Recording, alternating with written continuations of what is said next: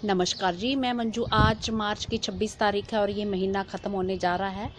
तो ये मैं खूबसूरत से फूल दिखा रही हूँ। ये फरवरी महीने से लगातार खिलते आ रहे हैं, तो तब से खिल ही जा रहे हैं और ये गुच्छों में फूल आते हैं, हल्की खुशबू लिए हुए। और ये फूल जो हैं अज़ेलिया की तरह दिखते हैं पूरे। ये देखिए, कई रंगों में पाए जाते हैं। ये कुछ टाइम पहले मैंने जो वीडियो नंबर 901 बनाया हुआ था, 901 बनाया हुआ था जो मैंने वीडियो नंबर, तो उसमें मैंने गुडेशिया के बारे में सारी इन्फॉर्मेशन दी थी। तो ये जंगली जो है प्लांट है, और मैंने कई सारे जंगली प्लांट्स ऐसे देखे हैं कि जिनकी खास केयर नहीं करनी पड़ती, थोड़ी सी केयर से वो बहुत ही अच्छे गार्डन में खिलते हैं। तो चूँकि ये विंटर वाला प्लांट है, विंटर में ग्रो किया जाता है और सितंबर अक्टूबर में लगाया जाता है। तो आप वीडियो नंबर 901 देखें, उसमें पूरी इन्फॉर्मेशन दी हुई है मैंने।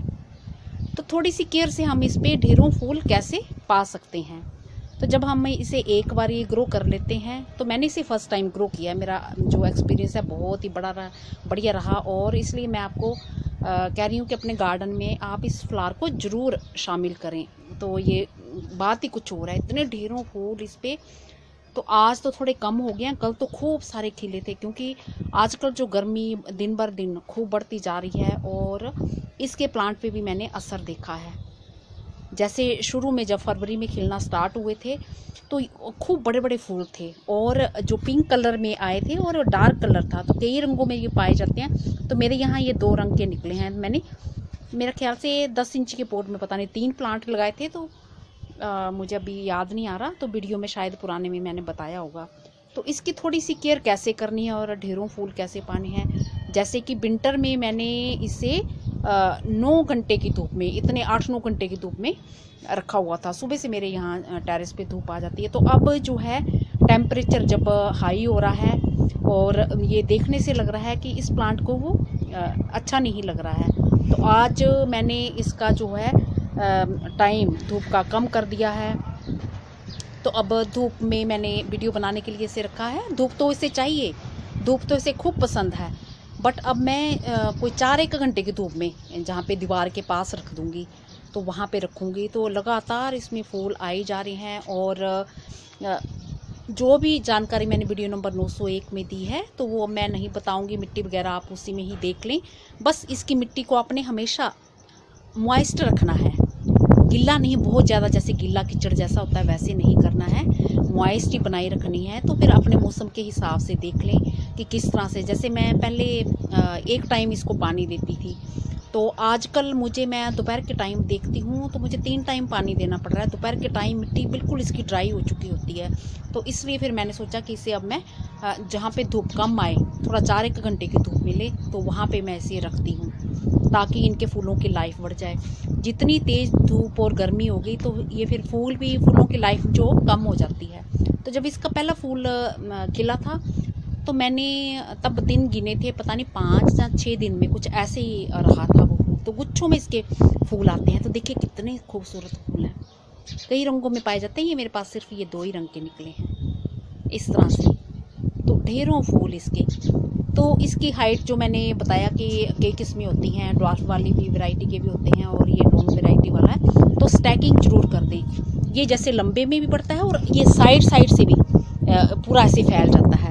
तो अगर टाइम से आपने इसकी स्टैकिंग की होगी तो ये फूल जो हैं प्लांट की शेप बहुत अच्छी आती है और बहुत ही बढ़िया तरीके से ये खिलता है। और फर्टिलाइज़र भी खास देने की ज़रूरत नहीं है, बस महीने में एक बार लिक्विड फर्टिलाइज़र आप बना के दे दें, जिसमें कि मैं सब्जियों के छिलके वगैरह ये सब अलग अलग तरह की सब्जियों में, जिससे कि इसे सब जो न्यूट्रिएंट्स जो हैं इसे पूरे मिल जाएं, अच्छे से ये खिले। तो ये देखिए, बस ये है कि जब ठंडा मौसम था थोड़ा फरवरी में, तो फूलों का जो रंग मैंने देखा, पिंक खिले थे पहले मेरे यहाँ ना, तो फूलों का साइज़ भी बड़ा था और कलर भी थोड़ा डार्क था।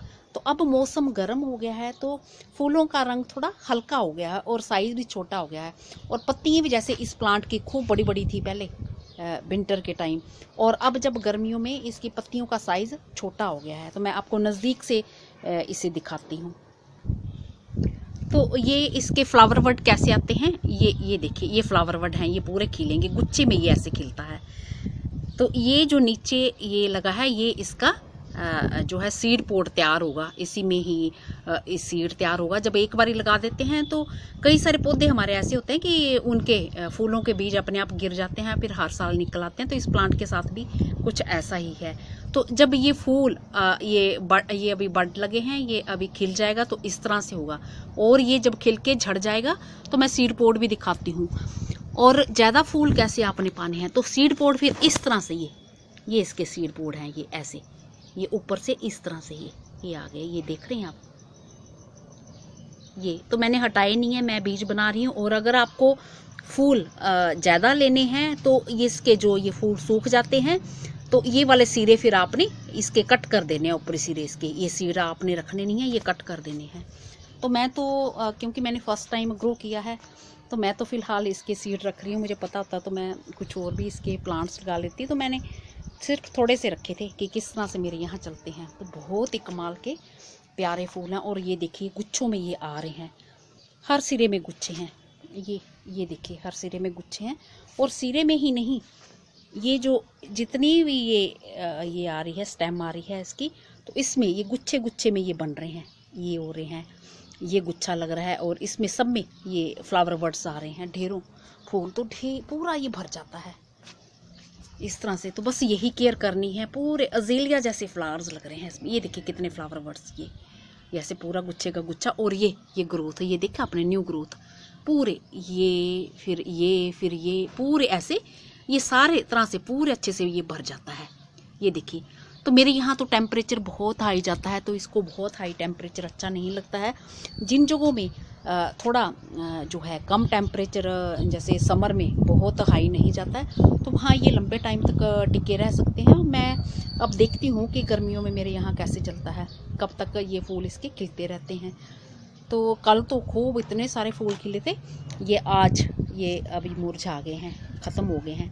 तो ये देखो सीड पोड ये तैयार हो रहे हैं, ये तो मैंने ये दिखाया ना। बस यही केयर करनी है आपने, और कुछ नहीं, बस मॉइस्ट मिट्टी रखनी है और धूप का टाइम अभी कम कर देना है।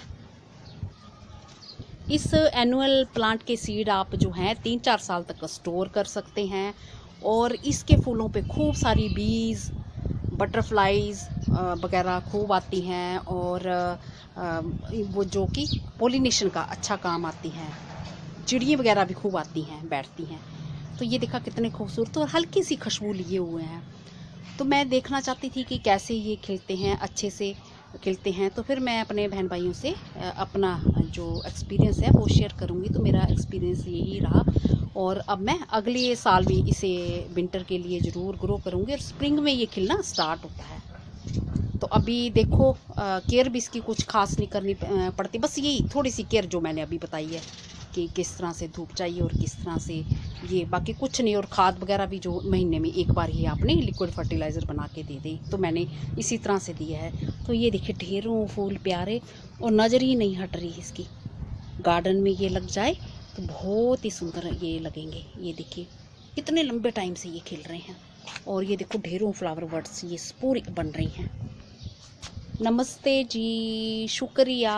एक चीज़ का रिज़ल्ट मैं और भी दिखा दूँ, ये मैंने जो तरबूज ग्रो करना सिखाया था, तो मेरे ख्याल से 5 बीज लगाए थे मैंने, तो ये 4 निकल आए हैं। ये कल से इसकी जर्मिनेशन 25 तारीख से स्टार्ट हो चुकी है, तो अभी निकल ही रहे हैं। 4 निकल गए हैं और 1 नहीं निकला है।